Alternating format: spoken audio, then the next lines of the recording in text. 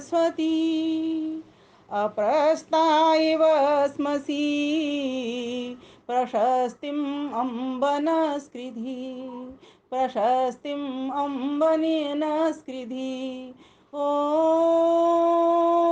यो भूतं च भव्यं च सर्वं यश्चाधितिष्ठति स्वर्यस्य च केवलम् तस्मै ज्येष्ठाय ब्रह्मणे नमः तस्मै ज्येष्ठाय ब्रह्मणे नमः। ओम शांति शांति शांति। अमर कॉलोनी आर्य समाज और गोविंदपुरी आर्य समाज के दोनों समाजों के तत्वावधान में आयोजित बहुत ही सुंदर भजनों का भी कार्यक्रम चल रहा था। सभी दोनों ही समाज की सभी पुरुष अधिकारी वर्ग और महिला अधिकारी वर्ग सभी को मैं सादर प्रणाम कहती हूँ। और माता शकुंतला जी मुझे दिख रही हैं सामने, नमन करती हूँ माता जी आपको भी मैं। और साथ ही साथ जहाँ जहाँ से जितनी भी माताएं बहनें, जो अभी हमारी सुनीता बहन जी जो कुशल मंच संचालिका हैं नाम ले रही थी, वो तो माताएं हैं ही, मेरी तो सभी जानी पहचानी माताएं बहनें हैं, मेरे से अब कोई दूरी नहीं रही उनकी, क्योंकि सभी कार्यक्रमों में मैं मिल रही हूँ, देख रही हूँ, दर्शन कर पा रही हूँ। और मुझे बहुत ही अच्छा लग रहा है कि सभी माताएं बहना जहाँ जहाँ से जिन जिन को जहाँ जहाँ से प्लेटफॉर्म मिला हुआ है वो वहाँ वहाँ से अपना बहुत ही सुंदर कार्यक्रम कर रही हैं। ज़्यादातर तो माताएं बहनें अपनी अधिकारी ही हैं, जिन जिन समाजों से जुड़ी हैं उनका काम देख रही हैं। तो मैं सभी माताओं को, बहनों को और भाइयों को सभी को हाथ जोड़ करके प्रणाम करती हूँ और अपने विषय की ओर आती हूँ। चूँकि 30 मिनट का समय है और 30 मिनट में मैं नहीं चाहती कि अधिक बातें इस तरह की हों। अपने विषय की ओर आती हूँ। विषय बहुत बड़ा है, नवरात्र का है, कहाँ तो वो 9 दिन चलने वाला कार्यक्रम है, कहाँ मेरे पास 90 मिनट भी नहीं है तो मैं तो प्रयास ही करूँगी बस उसको बांधने का, जो चीज़ है जो खुली पड़ी हुई है बस उसको बांधने का प्रयास कर रही हूँ मैं शब्द मात्र से। ईश्वर की कृपा है, आप लोगों का स्नेह है, बड़ी माताओं का आशीर्वाद है सभी का। तो आइए आपके समक्ष आपसे ही ली हुई बातें रख रही हूँ। तो हमारा विषय है क्या कहते हैं नवरात्र। 2 मंत्र मैंने लिए हैं इसमें, जिसमें से एक मंत्र तो ईश्वर भक्ति का ही है और दूसरा मंत्र हमें सिखा रहा है कि ईश्वर की भक्ति कैसे करें।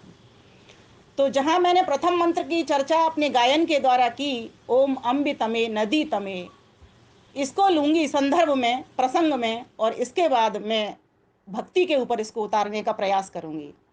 तो प्यारी माताओं, बहनों, भाइयों, आज से नवरात्रों का आरंभ हो रहा है। हमारा देश ऋषियों का, मुनियों का देश है, वैदिक संस्कृति के ऊपर चलने वाला देश है। इसीलिए आज तक इसमें कोई छेड़छाड़ करते हुए भी बहुत बड़ी हानि इसको नहीं पहुंचा पाया। हमारा आधार बहुत मजबूत है क्योंकि वैदिक है और हम सभी लोग वेद के अनुकूल चलने वाले याज्ञिक हैं और धार्मिक हैं। हर दिन को, और मैं तो कहूँ हर दिन नहीं, हर क्षण को उत्सव मनाने का इसको श्रेय प्राप्त है। हमारा प्रत्येक क्षण उत्सव में हो, उल्लास में हो, आनंदमय हो, प्रसन्नमय हो, सुखमय हो, दीर्घमय हो, हर प्रकार की कामनाएं हम हर क्षण लगाया रखते हैं। और प्रत्येक जीवात्मा भी, क्योंकि जीवात्मा हर कोई चाहता है कि मैं प्रसन्न रहूं, सुख से रहूं। तो इसीलिए वो कहीं आंतरिक सुख चाहता है तो कहीं बाह्य सुख चाहता है। तो कहीं आंतरिक सुख द्वारा परमात्मा के भजन की ओर लगता है तो कहीं बाह्य सुख पाने के लिए वो बाहरी कर्मकांड में लगता है। दोनों ही काम जरूरी हैं, बाहर से भी सुख आवश्यक है, वहीं आंतरिक सुख भी आवश्यक है। तो प्रस्तुत मंत्र के भीतर कहा गया है अम्बितमे।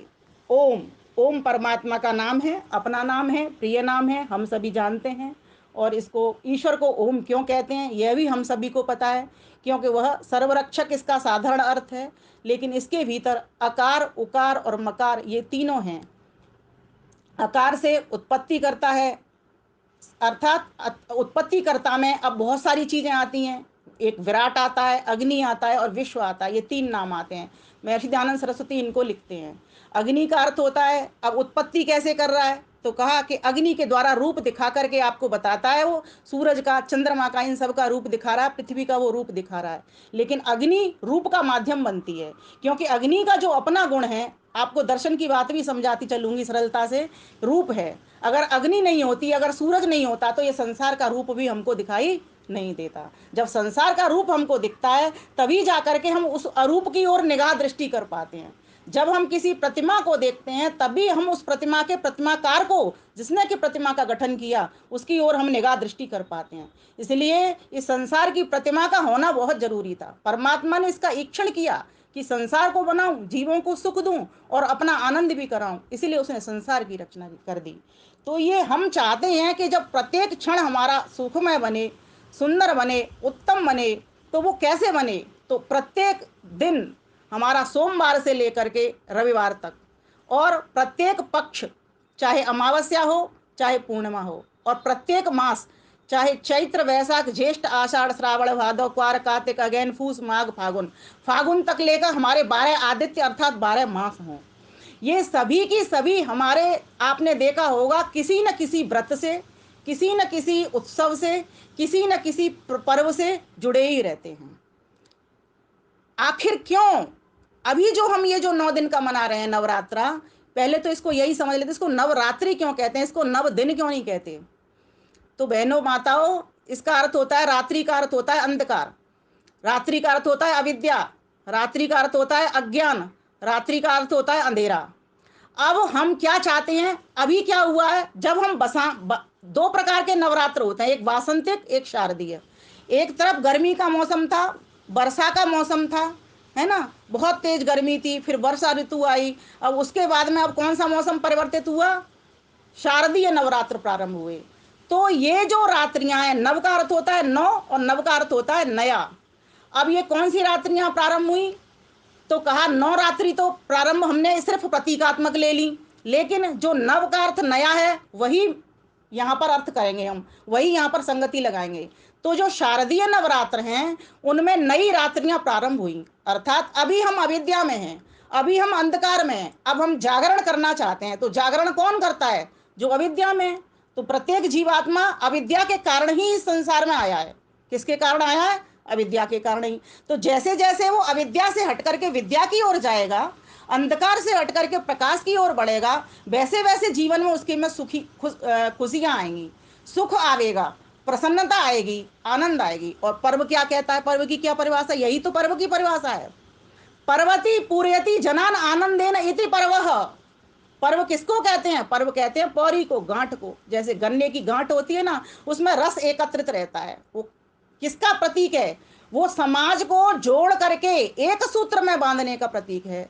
तो ये जो पर्व है, वो क्या करते हैं? ये हम सभी को सामाजिक समरसता का पाठ पढ़ाते हैं, हम सभी को धार्मिकता सिखलाते हैं, हम सभी को अध्यात्म के पथ पर बढ़ाने वाले होते हैं। हम सभी को कहते हैं कि संगच्छध्वम संबद्धध्वम संभो मनांस जानताम, सब एक हो जाओ, एक पथ पर आ जाओ। तो जितने भी पर्व आते हैं, संस्कृति आती हैं, ये सभी हमको सुसमृद्ध बनाने के लिए आते हैं। एक अग्नि होती है इद्ध, एक होती है समिद्ध, एक होती है सुसमिद्ध।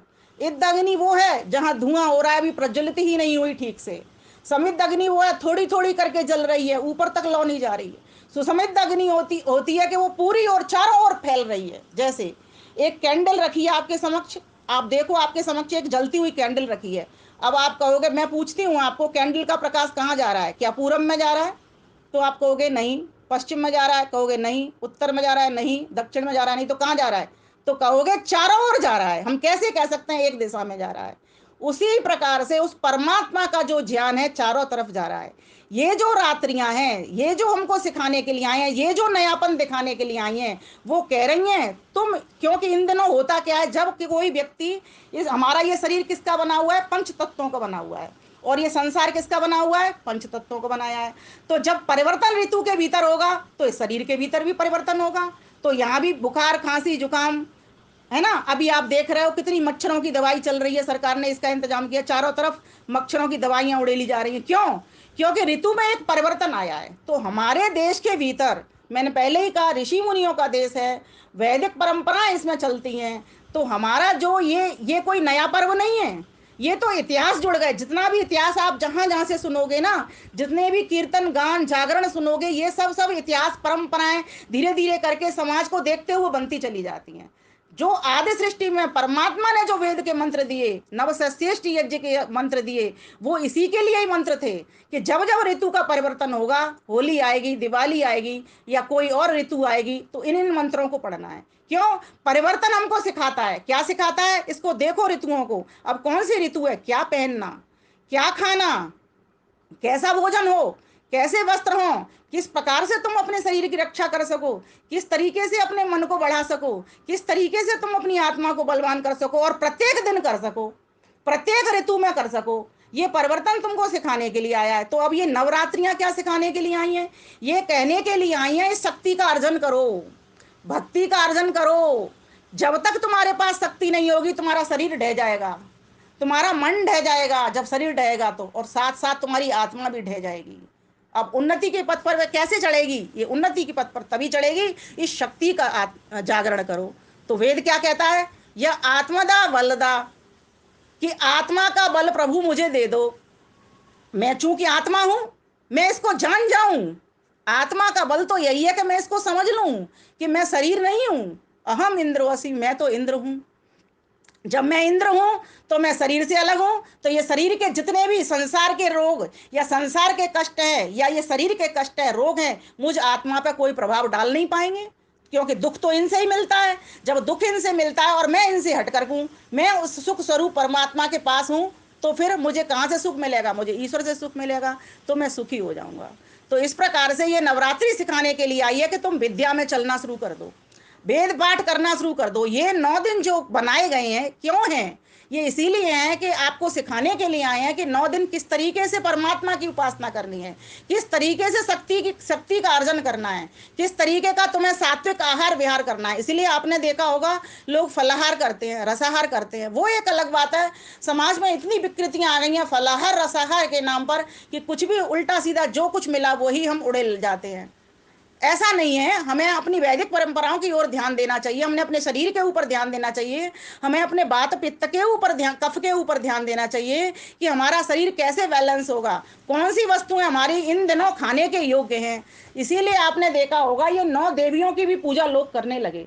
मार्केंडेय पुराण में एक चिकित्सा पद्धति आती है, वहां पर ऋषि मार्कंडेय लिखते हैं कि ये 9 प्रकार की औषधियां ही देवी हैं। आपको और एक और बात बताती हूँ, हमारा देश ऋषि मुनियों का देश होने से हमारे देश में हर चीज को जहां जहां से दिव्यता मिलती है उसको देवी कह दिया जाता है। जड़ हो चाहे चेतन हो, ईश्वर को भी हम देवी बोलते हैं। शन्नो देवी रविष्टय आपो भवन्तु पीतये, कहते हैं क्यों? क्योंकि वो दिव्य गुण से भरा हुआ है, अतिशय दिव्यता है उसके भीतर। इसीलिए मैंने जो अभी मंत्र पढ़ा था, क्या मंत्र पढ़ा था? अम्बितमे, अम्बितमे अम्ब नस्कृधि, हे अम्ब माता, हे रक्षा करने हारी माता। अम्ब का अर्थ होता है लोरी, और लोरी कौन देती है? माता देती है। तो अम्बा, लोरी देने वाली कौन हो गई? अम्बा हो गई। तो परमेश्वर का एक नाम क्या है? अम्बा। और हम अपनी माता को भी क्या बोलते हैं? अम्बा से हो गया अम्मा, अपभ्रंश होकर के अम्मा अम्मा। जब बालक पैदा होता है तो क्या बोलता है? वो ईश्वर का नाम पुकारता हुआ आता है, अम्मा अम्मा, इस तरीके से वो उच्चारण करता हुआ चला आता है। वो उसी अम्मा से मिलने के लिए इस मनुष्य के शरीर में आया है, वो अम्मा शब्द का उच्चारण करते हुए।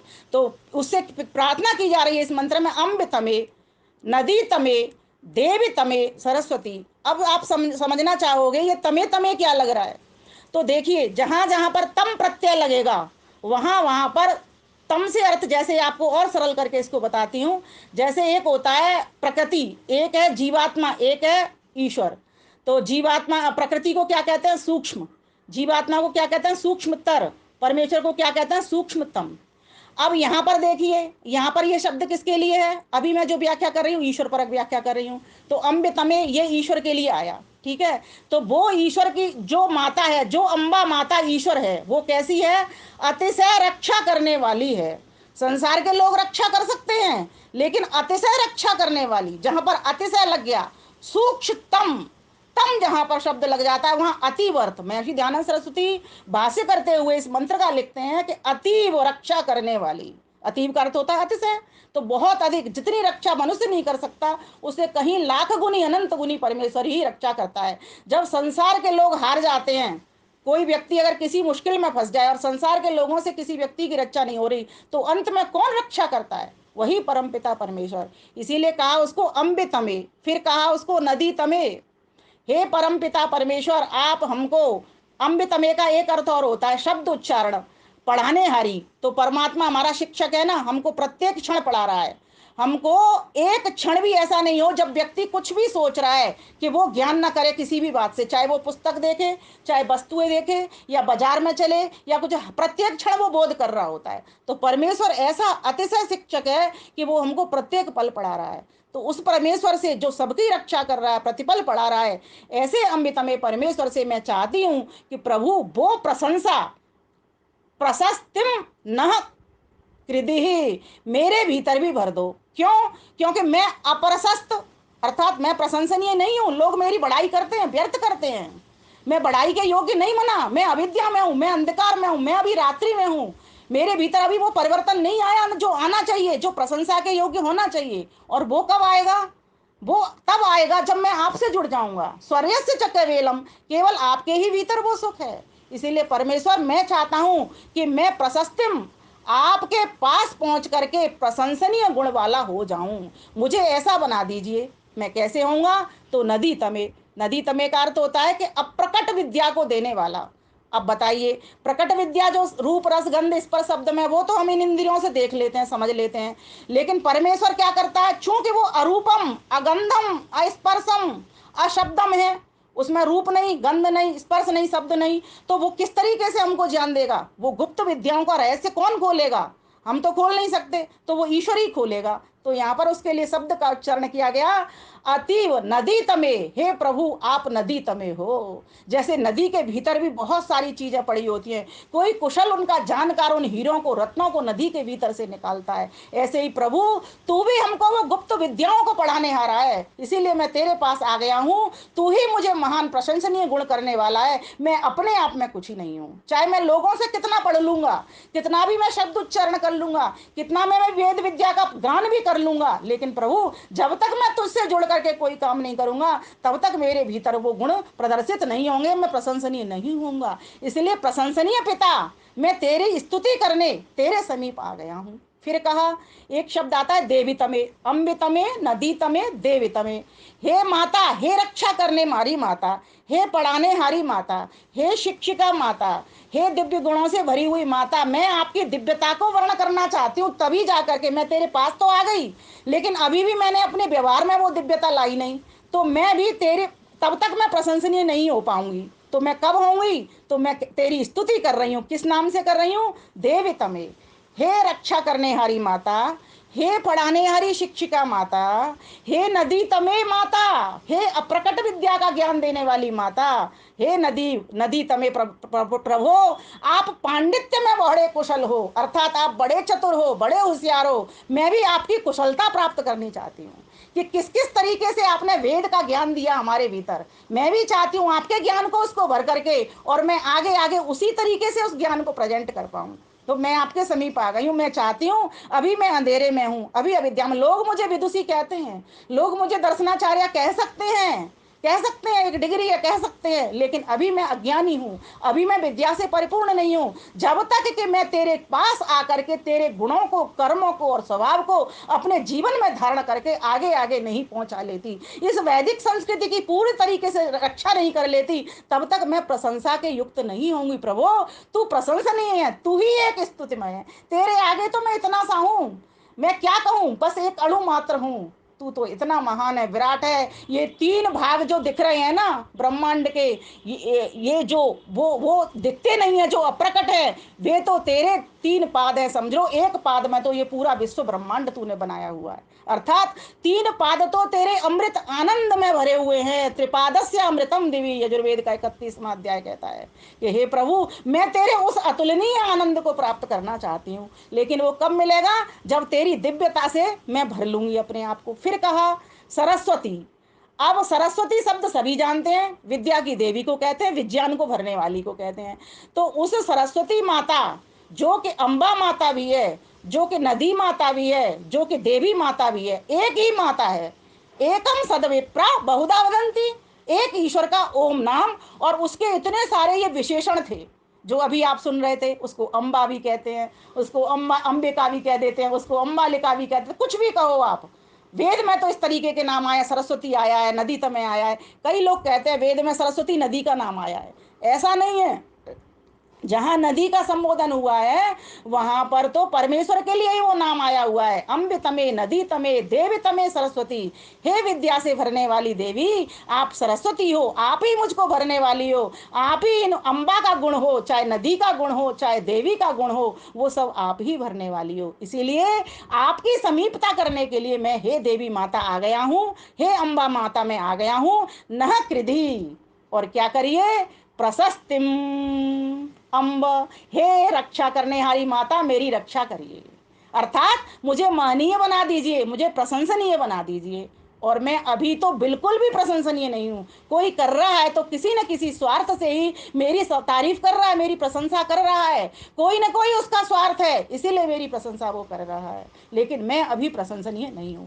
हमको इतना छोटा कर देना है, माना कि गुणों में हमको भरते जाना है, लेकिन अपने आप को इतना छोड़, जिस दिन हमको ये छोटापन करना आ जाएगा अपने आप को। आपको बताती हूँ, हनुमान जी को कहा जाता था अष्ट सिद्धि नवनिधि का त्राता। ये अष्ट सिद्धियां क्या हैं? अपने आप को छोटा कर लेना, अपने आप को बड़ा कर लेना। क्या शरीर से छोटा बड़ा? 1 मिनट में कोई व्यक्ति क्या शरीर से छोटा बड़ा हो जाता है? ये एक अलंकारिक कथन है। अणिमा, महिमा, गरिमा, लगमा, प्राप्ति, प्राकाम्य, वसित्व, ईशत्व, ये अष्ट अष्ट सिद्धियां हैं। ये इन अष्ट सिद्धियों का मतलब ही क्या है? हल्का कर लेना, भारी कर लेना, महिमावंत कर लेना। जब जब जैसी जैसी चीज की आवश्यकता पड़ी वैसे वैसे अपने रूप को प्रदर्शित कर देना। शासन करना है वहां पर ईशत्व का प्रयोग कर लेना। जहां कोई कामना अपनी प्राप्त करने की इच्छा करनी है वहां पर समाधान कर लेना, प्राप्ति कर लेना। ये अष्ट सिद्धियों का मतलब ही यही होता है। वैसे ये परीक्षा कोटि में चल रही है, जिस तरीके की इनको बोला जाता है कि उन्होंने इतना बड़ा शरीर कर लिया, अभी भी इनकी परीक्षा चल रही है। योग दर्शन में इसका वर्णन जब आप विभूति पाठ पढ़ोगे तो ये मिलेगा आपको वहां पर। तो कहने का भाव यहाँ पर ये, फिर हमारा भोजन कैसा हो? तो मार्कंडेय पुराण में क्या कहा, भोजन के बारे में बता दिया गया कि कैसा भोजन हो। तो कहा उन्होंने शैलपुत्री। अब हमारे यहाँ पर औषधियों को भी, जैसे तुलसी को कहते हैं ना देवी, झूठे हाथ से मत छुओ, कुल्ला करके छुओ इसको, रजस्वला स्त्री हो जाए तब मत छुओ, कहते हैं ना। क्यों कहते हैं? कोई ना कोई, किसी ना किसी चीज के पीछे कोई ना कोई कारण होता है। जब तक कारण नहीं पता होता तब तक दकनी दकिया नूसी बात समझ लेते हैं हम उसको। लेकिन जैसे जैसे उसका बात का ज्ञान होना शुरू हो जाता है हमको, वैसे वैसे, क्योंकि रात्रि को मत पकड़ो इसको, रात्रि को मत तोड़ो। रात्रि को वृक्ष सो रहे होते हैं, इसीलिए मत तोड़ो। अब ये पता नहीं हो तो हम लोग क्या कह देते हैं, अरे ऐसा कुछ नहीं होता, ये तो वृक्ष ही तो है। अरे भाई, उनमें भी तो जीव है। वृक्षों में जीव है, वृक्ष जड़ नहीं है, वृक्ष चेतन है। वृक्षों में सेंसिटिविटी है। छुई मुई के पौधे को छू करके देखिए, वो फौरन मुरझा जाएगा। आप हट जाइए, वो फौरन खुल जाएगा। इनमें जीवात्मा है। आप पढ़ोगे दर्शन तो आनंद आएगा आपको। वेदांत दर्शन पढ़िए, उसमें ये सारा प्रकरण निकलता है वहां पर। तो कहने का भाव यहाँ पर यह कि ये जो नवरात्रि आई है यही तो विद्या देने के लिए आई है। मेरा कैसा भोजन हो, तो वहां पर वो शैलपुत्री का वर्णन आता है। उन्होंने एक दुर्गा कवच बनाया। दुर्गा क्या कहते हैं? दुर्ग। दुर्ग किसको कहते हैं? किले को। किला का क्या है? किला का अर्थ क्या है यहाँ पर? पहाड़। तो पहाड़ों पर उगने वाली औषधियां वे सभी देवी ही तो हैं, क्योंकि उनमें दिव्यता भरी हुई है, हमारे शरीर को स्वस्थ बनाती हैं वो। और कई औषधियां तो ऐसी हैं कि हमारे मानसिक संतुलन बनाए रखने वाली होती हैं, अपनी हमारी मेधा शक्ति को बढ़ाने वाली होती हैं, हमारी स्मरण शक्ति को बढ़ाने वाली होती हैं। जैसे एक नाम मैंने लिया अभी, शैलपुत्री। वो पेट की कब्ज खत्म करने वाली होती है। शैलपुत्री कहते हैं हिमावती को, पर्वत के ऊपर उगती है जो हरण को कहते हैं। अब हरण हमारा पेट ठीक करती है, तो इस प्रकार से उसको भी हमने देवी कह दिया, क्योंकि उसमें दिव्यता भरी हुई है। किसकी? हमारे पेट की शुद्धि की, पेट की कब्जी मिटाने की, हमारे पेट को शुद्ध करने की, स्वस्थ करने की। फिर कहा ब्रह्मचारिणी, वो भी एक देवी है। और वहां भी ब्राह्मी बूटी है। ब्राह्मी बूटी क्या करती है? मेधा शक्ति बढ़ाती है, स्मरण शक्ति बढ़ाती है, हमारे मानसिक स्तर को अच्छा रखती है, तो ब्रह्मचारिणी नाम दे दिया। चंद्रघंटा एक छदनुसूर औषधि होती है। एक जैसे धनिया की पत्ती होती है उस तरीके की पत्ती होती है। पिछले साल मैंने इसको कहीं पर हम गए थे टूर पे, वहां पर एक वैद्य जी थे, वहां हमने पता किया था इसको, बिल्कुल धनिया जैसी पत्ती, कह रहे इसको चंदनसूर कहते हैं। मैंने कहा चलो ये तो हमारे काम की चीज़ है, बोलने में भी काम आएगी। और चंद्र घंटा, तो ये चंदनसूर हो गई। इस प्रकार से कूसमांडा, कद्दू को कहते हैं, पेठे को कहते हैं, जो श्वेत पेठा होता है ना उसको कहते हैं, ये शीतल होता है। इसीलिए इसको खाना चाहिए। और वीर्यवर्धक होता है, पौष्टिक होता है, इसलिए इसका प्रयोग करना चाहिए। स्कंद माता अलसी को कहते हैं, ये अलसी का ग्रहण, कितना मीठा तेल, इसको गांव में तो मीठा तेल बोलते हैं, यूपी में हमारे मीठा तेल बोलते हैं। कहते हैं इसको पीने से तो जिसका गर्भ बच्चा नहीं हो रहा उसको पिला दो अगर थोड़ा सा गुनगुने जल में, तो उसको कहते हैं बहुत अच्छी डिलीवरी हो जाती है। तो ये सब औषधियां देवियों दिव्यता से भरी हुई हैं, इसलिए इन औषधियों को देवी कहते हैं। फिर कहा कालरात्रि, कालरात्रि नागदौन को कहते हैं। महागौरी तुलसी को कहते हैं। तुलसी भी कई प्रकार की होती है, श्यामा तुलसी, सफेद तुलसी, दबना तुलसी, है ना, इस प्रकार से बहुत सारी तुलसियों की वैरायटी होती है। और सिद्धदात्री शतावरी होती है, ये भी पुरुषों के लिए बहुत अच्छी दवाई बनती है, जिनके बच्चे नहीं होते उनके शुक्राणु बढ़ाने के लिए ये बहुत अच्छा काम करती है, बलवर्धक होती है, वीर्यवर्धक होती है। तो इस प्रकार से ये सभी औषधियां भी हमारे देश में देवी के नाम से पूजी जाने लगी। अब परेशानी कहाँ हुई? परेशानी होगी ये साइंस है इसमें जो, वो तो खो गया। अब जो विकृति थी, विकार था, वो सिर्फ पड़ा रह गया हमारे सामने। तो अब हम क्या कर रहे हैं, कहाँ तक का काम हो जाता है हमारा, एक प्रतिमा बना लेते हैं, प्रतिमा बना करके बस देवी जागरण करना शुरू कर देते हैं। अब ये नहीं पता उस जागरण से सोना हो रहा है या जागरण हो रहा है हमारा। यहाँ ये एक छोटी सी भ्रांति हमको दिखाई देने में लगती है, जिससे कि पूरे समाज को हमको जगाना होगा। किस तरह जगाना होगा? अपना पावर का, वेद का बल्ब जला करके जगाना होगा उनको। अगर आप ये कहोगे कि भाई अंधेरा तू भाग जा, तो अंधेरा नहीं भागेगा। पहले अपना अंधेरा तो मिटा लें। हमारे भीतर भी इतना अंधेरा है कि हम बता नहीं सकते। हम कहते हैं अपने आप को कि हम प्रकाश की ओर बढ़ रहे हैं, नहीं, अभी हमारे अंदर बहुत अविद्या भरी पड़ी है। पहले हमको अपनी कुशलता लानी पड़ेगी अपनी वाणी में, कि किस तरीके से अपने हिंदू बहन भाइयों को हमको जोड़ना है, अपने गले लगाना है, किस तरीके से अपनी बात को उन तक पहुंचाना है, और पहुंचा करके अपनी संगठन शक्ति को बढ़ा करके फिर अनारे लोगों को इस देश से उखाड़ना है। तो इस प्रकार से हम इन नवरात्रियों को, क्योंकि यहाँ पर शक्ति का पर्व है, इसलिए आपने देखा होगा वो प्रतिमा जो बनाती है उसमें हजारों लाखों हाथ बना दिए जाते हैं। कई प्रतिमाएं व्हाट्सएप पर चल रही हैं। इस प्रतिमा का अर्थ क्या है, इसको समझ लो। माँ की प्रति, माँ कौन है? ईश्वर, जगत जननी माँ, सारे संसार को बनाने वाली माँ। माँ की प्रति, प्रति कहते हैं फोटो को। अब मेरी फोटो क्या होगी? मेरी प्रतिमा होगी। अब फोटो कोई भी हो सकता है, चाहे पत्थर का बना लो, चाहे लकड़ी का बना लो, चाहे कागज का बना लो। हमारे आर्य समाज मंदिर में महर्षि दयानंद सरस्वती का चित्र लगा हुआ है। किसी और संगठन में चले जाओ, वहां पर दूसरे बाबा का लगा हुआ है। मंदिरों में चले जाओ, वहां भगवान राम, भगवान कृष्ण के मन चित्र लगे हुए हैं। कोई बुरे नहीं है, ना कोई मंदिर बुरा, ना कोई संस्था बुरी। लेकिन एक बात ध्यान रखने की है कि जो ज्ञान हमको मिलना चाहिए वेद का, वो ज्ञान हमको सिर्फ और सिर्फ आर्य समाज मंदिरों के भीतर मिल सकता है। जब आर्य समाज मंदिरों के भीतर मिल सकता है, तो आर्य विद्वानों की, विदुषियों की ये आवश्यकता है आज कि वो उस ज्ञान को लेकर के और सही रूप से प्रस्तुतिकरण दे करके अपने बहनों और भाइयों को सही ज्ञान को पहुंचा सकें। तो ये जो मंच हैं आज हमें, जैसे अमर कॉलोनी का मंच मिला, गोविंदपुरी का मंच मिला, या आगे भी हमको मिलते रहे हैं और मिलते रहेंगे, इन मंचों के ऊपर हम सब जितने भी हमारी माताएं बहनें हैं, सभी का कर्तव्य बनता है हमारा प्रस्तुतिकरण इस तरीके से जाए कि हम अपने सभी बहनों भाइयों को नवरात्रों के इस अवसर पर अपने संदेश को कुछ इस तरह से पहुंचाने वाले बने कि सभी का जागरण हो जाए, सभी में शक्ति आ जावे, सभी की समृद्धि हो, सभी की उन्नति हो। वेद के मंत्र हों, वेद ही हमारा पंथ है, वेद ही हमारा धर्म ग्रंथ है, और वेद की ही हम बात करेंगे।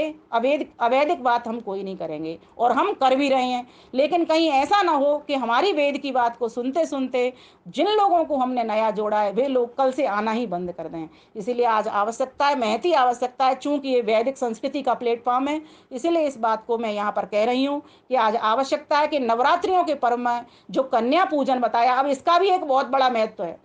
कन्याओं का पूजन, ये भी 9 देवी हैं, अर्थात हम सभी माताओं बहनों के भीतर, हमारी कन्याओं के भीतर यह भी जागरण हो।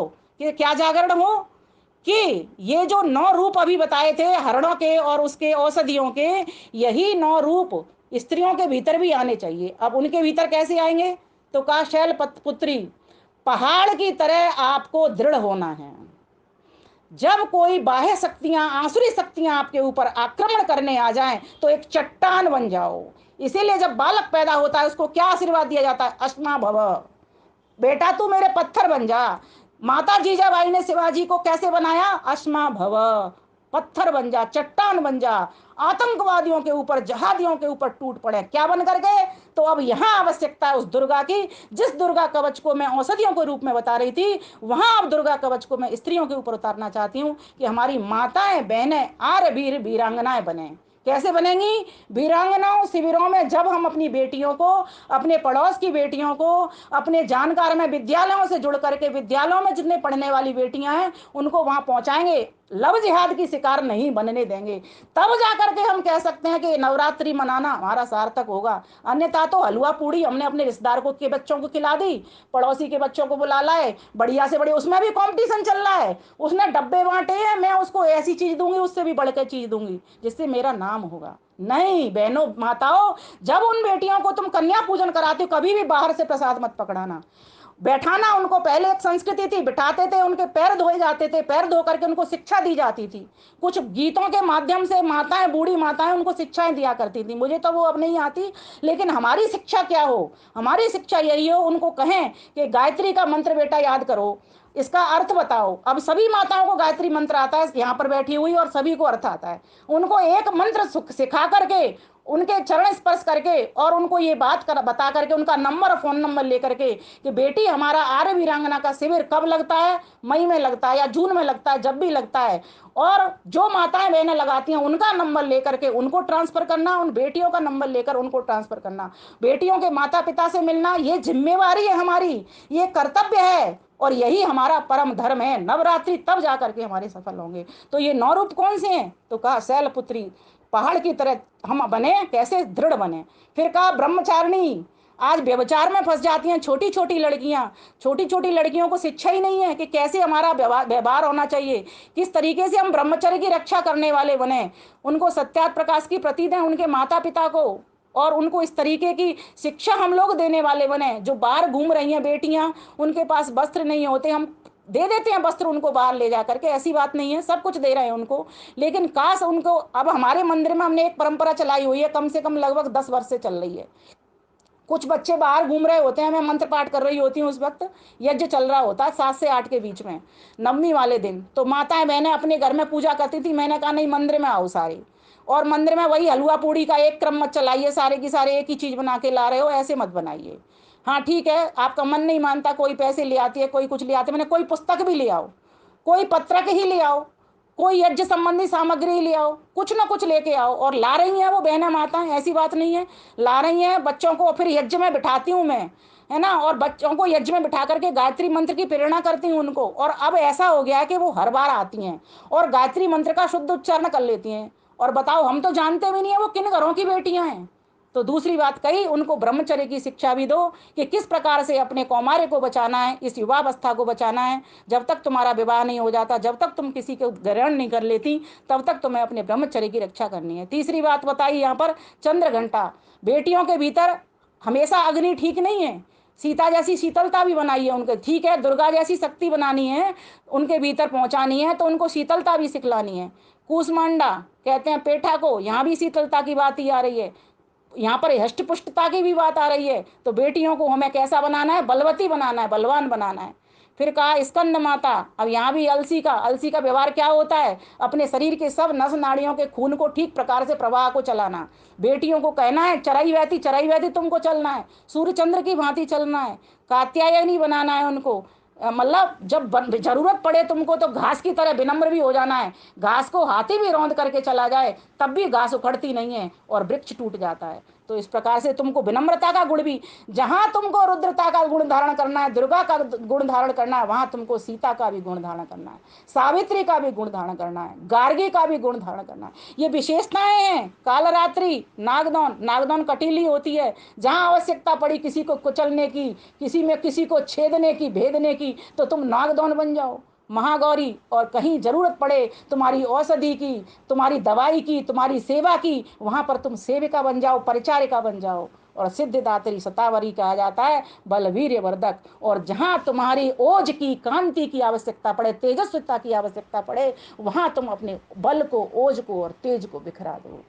तभी जाकर के तुम कह सकती हो कि हम नवरात्रि की उपासना कर रहे हैं। तो ये हुआ, स्त्रियां समझें, पुरुष वर्ग समझें, और इन औषधियों को समझें कि किस प्रकार की औषधियों का भोजन करना है, और अपने भजन को समझें। अब भजन क्या हो इन दिनों?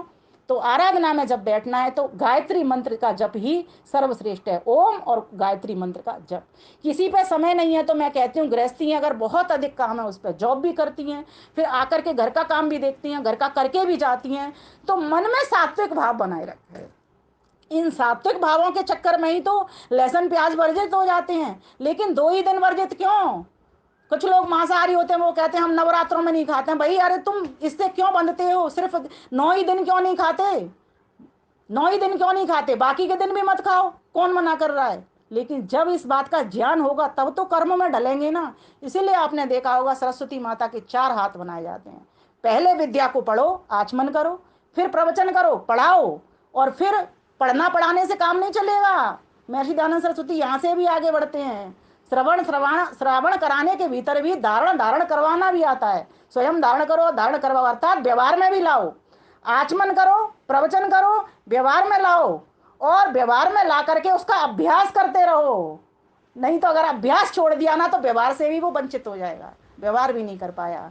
तो आज आवश्यकता है इस नवरात्रि के अवसर पर हम सभी माताएं बहनें गायत्री मंत्र का जप करें। अगला जब मेरा प्रवचन होगा तो उसमें गायत्री मंत्र को दूसरे ढंग की व्याख्या से मैं प्रस्तुत करने का प्रयास करूंगी। आज मैंने छोटा सा प्रयास किया अम्बे तमे नदी तमे देव तमे सरस्वती का। तो इन देवियों को हम समझने वाले बने, इन देवियों को हम जानने वाले बने,